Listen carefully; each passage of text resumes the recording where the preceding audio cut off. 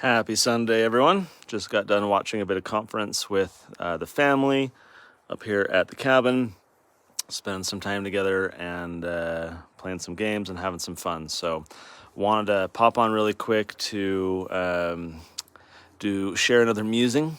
And again, I've got I was like, which should I do today? It's sometimes hard to kind of think through and prioritize which one I want to do, but this one's been top of mind because of some messages that I've gotten in weeks past. And, I should preface this maybe with a couple qualifiers.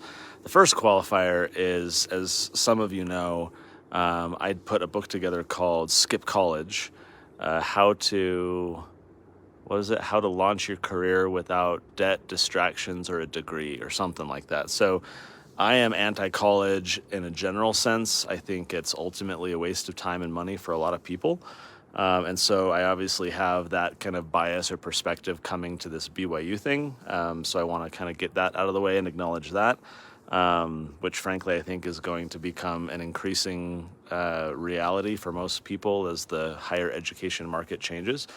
But the second thing is, this is kind of an interesting perspective and sad in a way, because I come from like BYU stock or whatever. Like, I went to BYU, my parents went to BYU, my wife went to BYU, her parents went to BYU, her siblings all went to BYU.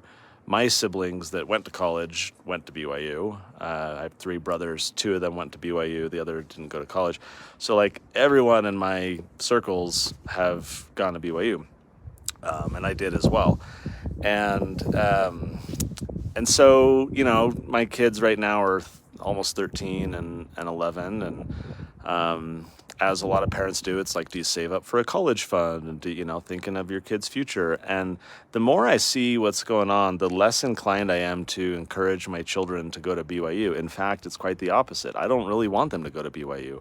And that's unfortunate to say, because I think the church is kind of a peculiar people, a peculiar institution, has the opportunity to stand apart, to be different, to be boldly unique, and I just don't think BYU is living up to that. And I think there's actually danger in not living up to that, because here's the way I think about it.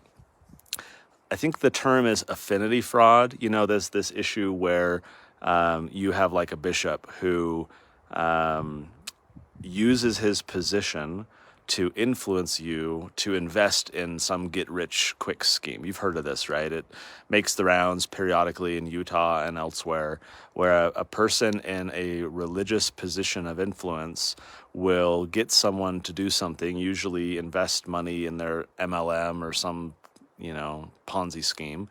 And because of their position of influence, individuals make decisions they otherwise would not. They trust that individual more than they otherwise would. They assume he's a good person and he wouldn't deceive them and blah, blah, blah.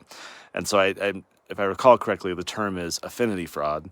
And it's basically this idea that, you're using your relationship of influence to lead someone down the wrong path. I think ultimately that's my problem with BYU. I think because of its kind of connection to the church and the kind of religious approval or perceived approval of what goes on there, individuals who attend, or even people on the outside looking in, think that all these things are approved by church leaders and thus approved by God. What's taught there, the programs, the activities, all these things. And so because of the religious connection, people wrongly believe certain things about what is happening. And my concern with my kids going to BYU is this affinity, not fraud maybe, but just this connection and what it implies. That if you're sitting in a class and your professor says something, it's BYU, and surely they wouldn't teach anything contrary to the gospel here, therefore what I'm sitting in my class hearing must be true and accurate and must be aligned with the gospel. And these impressionable young people who largely do not have strong testimonies or deep understandings of intellectual or theological matters are led down improper paths, in large part because because of the trust that they are placing in an institution because of its association with the church and with the authorities of the church. I so there's all kinds of examples. In fact, I remember it was a year or two ago, someone set up this Instagram and Twitter account called, I think it was called Keeping Faith at BYU. And they were compiling all of these examples that people were sending in of the problems that they had sitting in class and what they were hearing from their professors at BYU. Totally leftist things, but then, very apostate things as well. Things contrary to the church's position. And this is, I think, in large part why Elder Holland months ago gave what was it? I think it was like a BYU forum, speech kind of deal at campus, where he basically said that the BYU faculty need to remember the institution that they represent and be faithful and loyal to that institution. That you get these kind of agenda-driven academics who use their positions of influence to promote all kinds of junk. Just 2 weeks ago, people were sharing online this video of a BYU professor who was on a video interview with the Dialogue Journal, which is like a LDS-oriented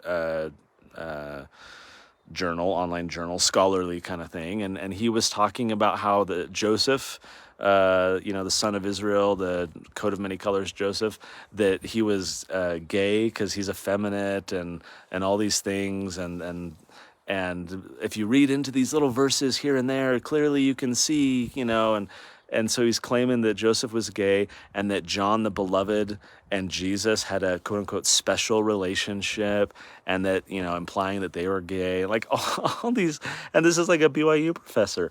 And so there's tons of stuff that you see, especially in the humanities, but even the economics program is not great. I mean, I remember sitting down with a BYU grad, an economics major graduate, and we were at some kind of event, and I said, "Oh, tell me about the program," and they were telling me a little bit.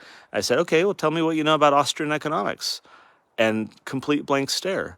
I was like, How are you not even exposed to this? You just majored in economics and you don't even know what the term Austrian economics is, which is free markets, Ludwig von Mises, F.A. Hayek, all of these luminaries who are actually correct about how economies work. And at BYU, you're not even taught about this type of stuff. Don't get me started on the political science department, which is full of leftists. You get all these I remember I was sparred in the Deseret News writing op-eds back and forth with one of the professors because he was like this Obama lover. He went on to co-found the United Utah Party, Utah United, whatever that is, which is just all the moderate Republicans and leftists who want to, undermine the Republicans. So there's lots of professors like that, total leftists. And I've written 2 books that talk about what I believe to be the political implications of our faith. And I think there are many political implications of our faith, whereas many people kind of compartmentalize them. And so then I look at BYU and I say, is BYU producing graduates or hiring academics that are at all in line with what the gospel actually says and what these people believe and advocate for and teach? And I really don't see it in the economics department or the political science department at all. And then you get in the humanities, you get all these weird, leftists and people pushing stuff. So that account, I think it was called Keeping Faith at BYU or something. I remember a year ago they were documenting all this type of stuff. So then I'm like, I don't want my kids sitting through that and being implied that these are positions consistent with the gospel, because we said an opening prayer in class, therefore what we're about to hear is surely consistent with the gospel. Well, that's not true. And I think that's why, in part, why Elder Holland said what he did a few months ago. This concern that, in the privacy of these classrooms, you get some of these professors pushing stuff that is not consistent. And if these college kids are impressionable and largely ignorant, they're going to be led to believe that those things are consistent and accurate. When I was at BYU, I worked for the Kennedy Center, the David M. Kennedy Center. I was their web developer, and I did video stuff as well. And I mean, this is just a great example of kind of the leftist, statist globalist kind of stuff seeping into BYU, and I didn't know any better at the time. But like for decades, like 2 decades at least, I think 3 decades now, they've operated the Model United Nations. I mean, you want to know about the United Nations, go read what J. Reuben Clark said about it, that the United Nations Charter is not a peace document, it's a war document. And there's all kinds of problems with the United Nations. And so here's BYU through the Kennedy Center every year training these kids how great it is, and you can represent these different countries, and let's go to the United Nations, and it's awesome, and this is all good. Like it's all just implied to be like a religiously endorsed and academically important thing to do. I think this was actually one of from that account that I was sharing, because I was flipping through finance stuff, and from the Kennedy Center, again, where I worked when I was there 20 years ago, here's this quote, and this is just recently. There is a need for more critical ways of understanding education so that we can mitigate the continuities of modernistic capitalist power structures that shape the current knowledge storehouse. Like, first of all, what does that even mean? like I'm a smart guy. I don't know what that says. I don't know what that's implying, but you can see all the woke ideology stuff seeping in there. Modernistic, capitalist power structures that shape the current knowledge structure. And then they say, this is another quote, the coloniality of education is inappropriate to address matters of decolonization and epistemic racism. I mean, like, again, if BYU is not going to stand out and be different, if it's just going to go woke like every other garbage institution, if it's just going to have all this leftist junk in it, this globalist nonsense and all of this statist garbage that treats people as cogs in a machine, and this cultural just progressivism, like, what's the point?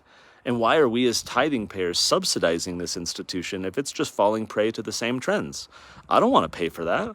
I don't want my tithing money. I mean, granted, it's not my tithing money. I pay it, and I'm going to do a whole nother episode about tithing at some point, but I think it's wrong to look at it from the stance that it's our tithing money. So ultimately, it's not my say. I give my tithing, and others are held accountable for how it's used. But I think that's a bad use of tithing dollars to propagandize kids into this like woke ideological garbage.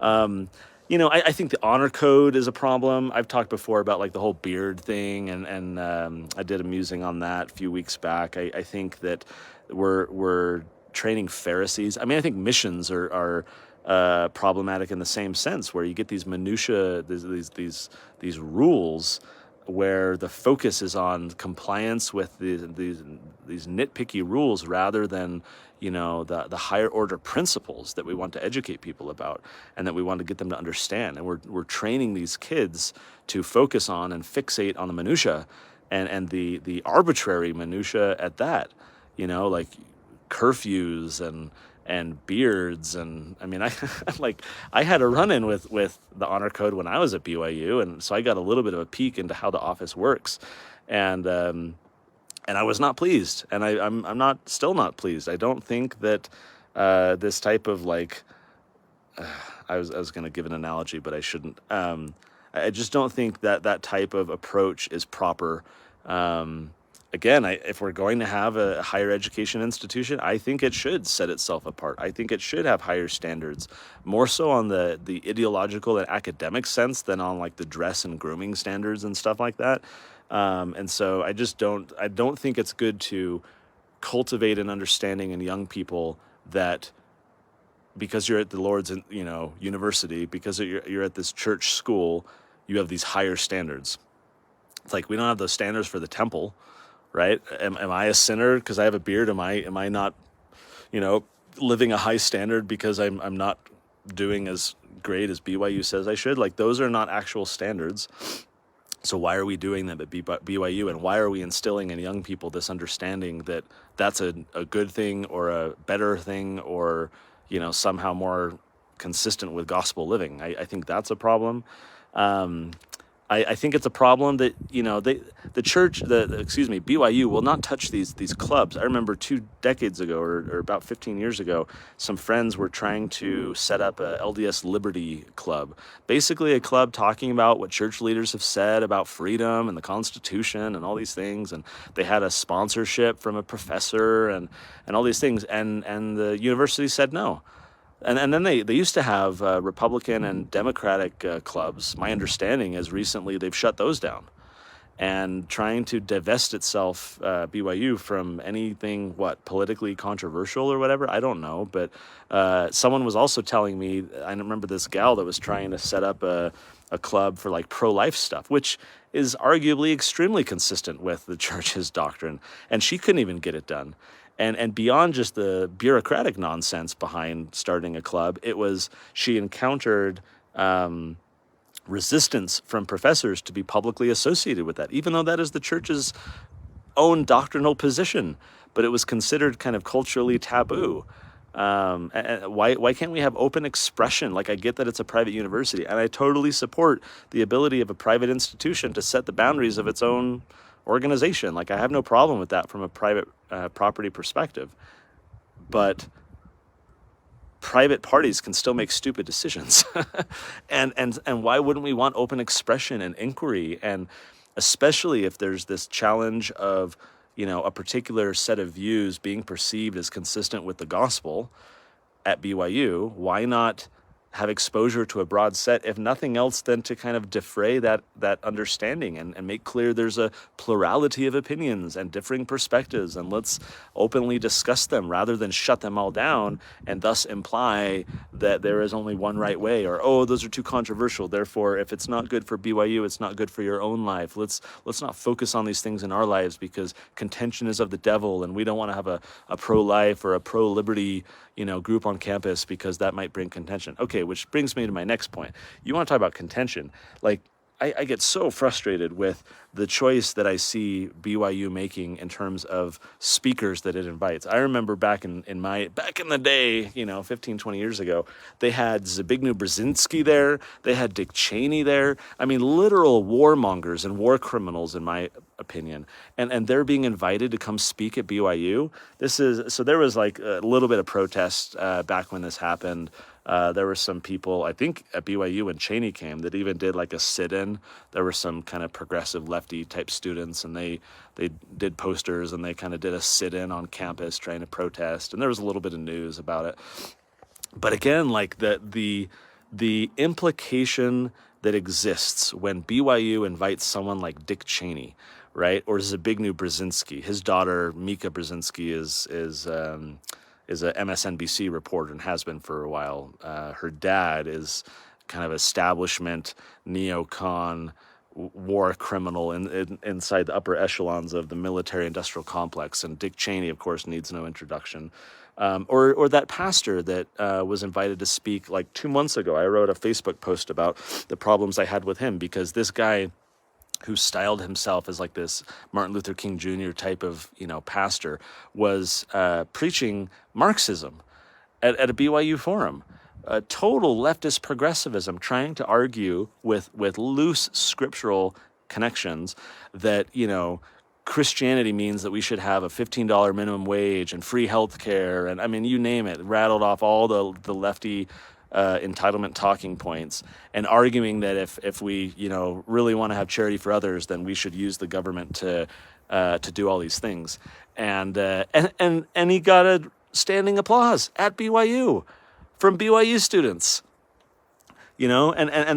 fine, invite him. Like, I'm not saying don't invite people to have these perspectives, but my heavens, like, where are the BYU professors and others providing a contrasting interpretation or a clarification of what the gospel actually says, that Jesus never condoned using coercive means to further charitable goals? Like, the Deseret News article about that forum had interviewed no student or professor or anyone at BYU to provide an opposing perspective. It was all students saying, oh yeah, that was great, and he said some really amazing things, and I was really moved, and it's all fluff. And so again, like, I don't want my kids going into that environment and thinking that, almost because of like groupthink, that is the correct interpretation of the gospel and its application. I don't want them going there and saying, well, it's BYU. If they invite people like that, and if all the other students are clapping and looking at him as this guy, or others, Cheney and others, is like, oh, that this is good. Like, I don't want them to infer that is the right application and interpretation of the gospel. Because in my opinion, and I think in the scriptural opinion, or looking at what scriptures actually say, I think that's not correct. So again, fine, invite them, but at least BYU, like, go out of your way to invite people with the opposite perspective. I would say correct perspective, right? I mean, have a debate if you want. Bring people of differing perspectives together, and like, fine, that's fine. Open inquiry, open discussion. Let's communicate. Let's talk about this stuff. But when you don't even allow like an LDS Liberty Club or someone that can start to advocate in a more consistent way those alternative gospel-based perspectives, and then you're inviting to your campus these, neocons and Marxists and everyone else. Again, I don't want my kids going to that institution because of the kind of affinity fraud opportunity and the ability to be misled to think that that is correct. All right, well, I could go on for a while. I mean, more recently, they launched the Office of Belonging, right? Like, they had the whole, all this kind of like Black Lives Matter and racism and all these kind of things. And so the church is, not to say that like that stuff shouldn't be addressed. I'm not saying that at all. But this whole diversity, equity, and inclusion is literally Marxist. I mean, that's what it actually is.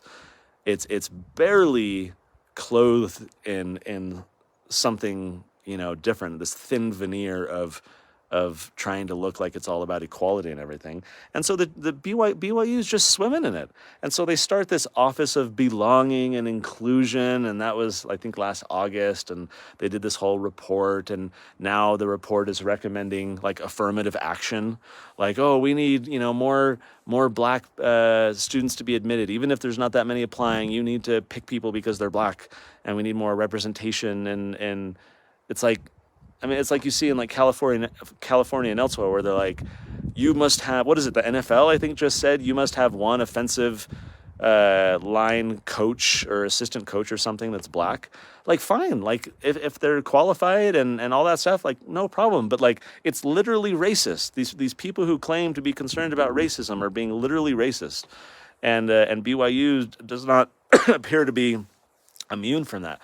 So, like, there's more, and I could go on, but I don't want to just be on a diatribe the whole time.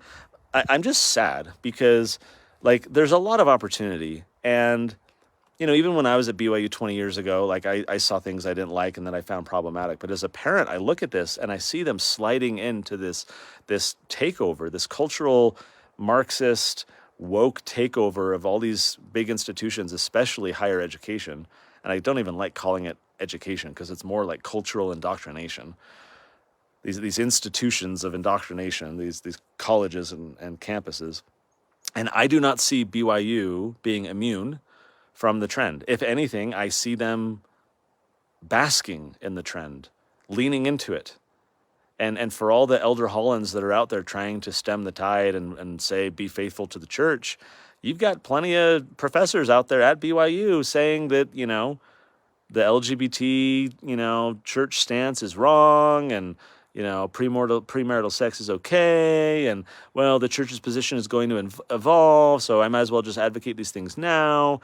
And, like, again, young people should be challenged. That's not to say that they should be coddled, or even that the church's official interpretation is correct. I mean, probably every episode that I've done of these Sunday musings, I have said something that conflicts with the church's official interpretation on things. I'm not suggesting that everyone toe the line and only do what is officially said, but it is different when it's BYU, when it is an institution that has this stamp of approval. And if the institution is not careful, then I think it's going to lead, and has led, a lot of people astray. And I don't want that to happen to my kids. I don't want there to be this implication that what they hear there is gospel-based or consistent with what God actually wants. I don't want them thinking that these professors are somehow more correct in their opinions just because they work there and just because they said an opening prayer in class. Again, as I said at the beginning, I kind of have an anti-college bias anyways, and I'm just going to be encouraging my kids not to go to college at all, anywhere. go more into getting a job or starting their own company or exploring entrepreneurship or having life experiences. And like, there's so many other things out there other than sitting in a chair for 4 years, especially when we have this thing called the internet. So I obviously come from that perspective, but if they decide that they want to go to college, like, I would rather them go to a secular institution where it's very clear that what is being taught there is being offered through a secular lens than to go to this kind of quasi gospel approved church sponsored institution where they say opening prayers in class and therefore it's implied or perceived that what is being taught there has some sort of closer connection to truth, and therefore they should believe their professors more than they would in some secular institution, and that they shouldn't challenge them because then they're challenging official narratives and interpretations, and so they should accept what the authorities are like. That's icky. I don't want that for my kids. I wouldn't have wanted it for me. Had I had the understanding I now have, I wish I wouldn't have gone.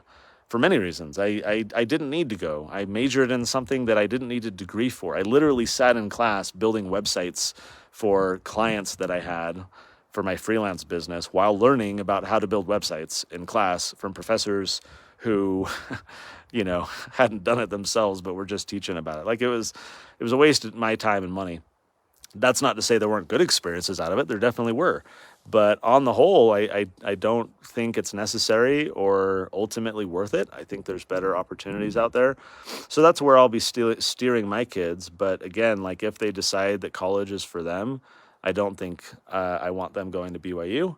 And I don't see BYU improving anytime soon. In fact, I think I see things, getting worse and remaining on this path. And I find that to be extremely problematic. So I wish it were different, especially because our, tithing money is being used, and because so many kids are going there and being led to think that this is somehow more true and more correct and more, church oriented. And I'm not sure that's entirely the case. So I'd love to know from you guys if that matches your experience. I know some of you have been DMing me about it, and your kids are, going, and you're concerned. And I'm in Facebook groups where I see people chatting about it and feeling like the institution that they attended 20 or 30 years ago is not at all what it is now. And it's sad when the institutions that you love and cherish are different than they once were. And you get a bit of nostalgia, I guess, right? That it's just not the same. And again, that's not to say there weren't problems when I was there, but it feels much different there now. And I just don't think that's an environment for our family. So I was financially supporting them as alumni, not anymore. And I don't think I want to send my kids there either. So I'd love to know what you guys think. If you've observed anything else on that, if you're sending your kids there, or what kind of conversations you're having about it. Can BYU be reclaimed? Can it be saved? Can it be improved? Was Elder Holland right or wrong in what he said? A lot of his remarks were, I think, about the marriage issue and, the church's position on the family and gender and so forth. But to me, those are absolutely concerns, but it's bigger than that. I mean, it's the political and economic implications as well. There's so many more intellectual implications of our gospel than just, family and gender issues, although those are clearly important. So I guess I just have additional concerns outside of that narrow range of issues, and I don't think it's going to get any better. So hence my decision to not want to send my kids there, and I don't see that changing anytime soon. I'm going to go enjoy nature a little bit and spend some time here with the fam and have a good weekend. So I hope you all have a fun spring break, and I'll see you next week.